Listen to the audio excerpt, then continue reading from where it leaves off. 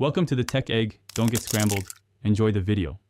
You start by picking a single striking wallpaper and locking orientation so widgets and icons align. Make sure the image has negative space. Next, place 4-6 core apps in your dock or home row where your thumb naturally rests, because function drives design. Finally, choose a color palette and an icon style, consistent shapes or matching tones, to create visual unity. Once these are set, you have the foundation to lay out widgets and folders. Now you build hierarchy. Add one large widget for glanceable info, a medium for quick controls, and small widgets for shortcuts.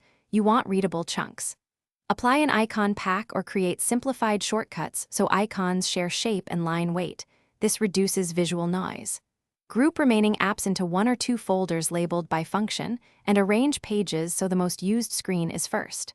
Once done, fine-tune spacing and alignment for rhythm and balance. Finish by tweaking grid settings and padding so key items sit evenly. You should aim for centered focus and consistent margins.